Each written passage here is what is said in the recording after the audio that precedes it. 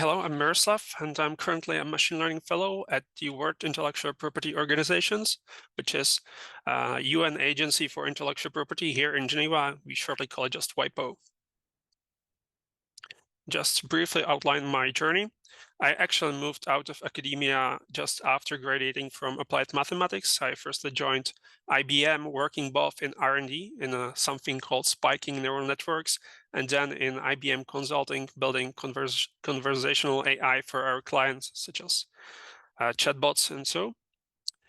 Actually, my first project at CERN was during 2019 when I was here as a summer student doing one of the first exploratory analysis of using machine learning for jet shapes regression at Alice. And then after IBM at 2021, I joined the Dune experiment here at EPNU, and I was working with deep learning and fast ML in neutrino physics.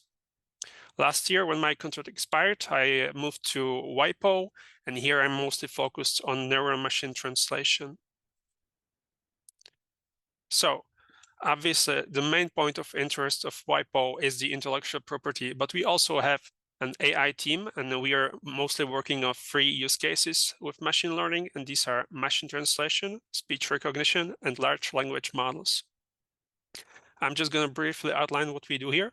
So concerning machine translation, we work with a lot of in-domain data, the UN agencies, and we need to usually translate all of these documents into 6 official languages. And of course, it's very costly. And therefore, we are building our own machine translation models in order to help the translators and save some costs.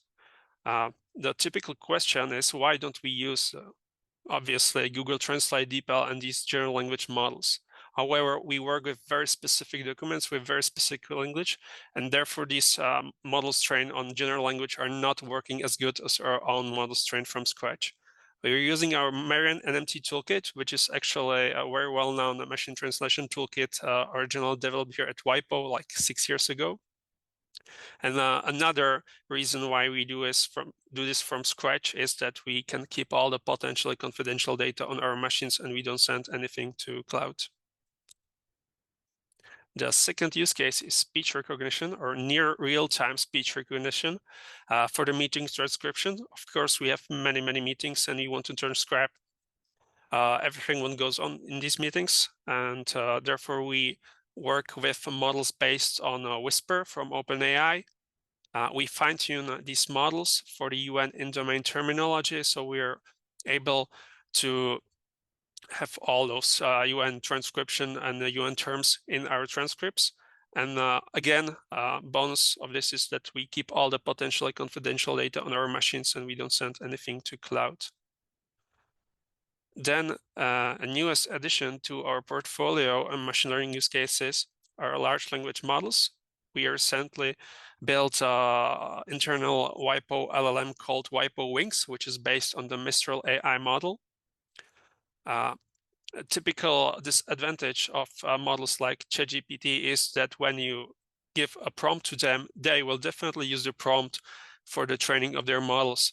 And as we are working with the confidential data a lot, we cannot afford to send the data to OpenAI. Therefore, we built our own internal LLM based on Mistral AI. We keep all the data on our machines, and therefore we can work with potentially confidential data. Also, we're using techniques like RAG, which allows us to enhance the performance on WIPO-related queries, such as questions in HR and so. So that's me done. Of course, if you won't have any questions, you can contact me on LinkedIn. We are still hiring new machine learning fellows in Geneva, so let me know if you have any questions, and thank you for your attention.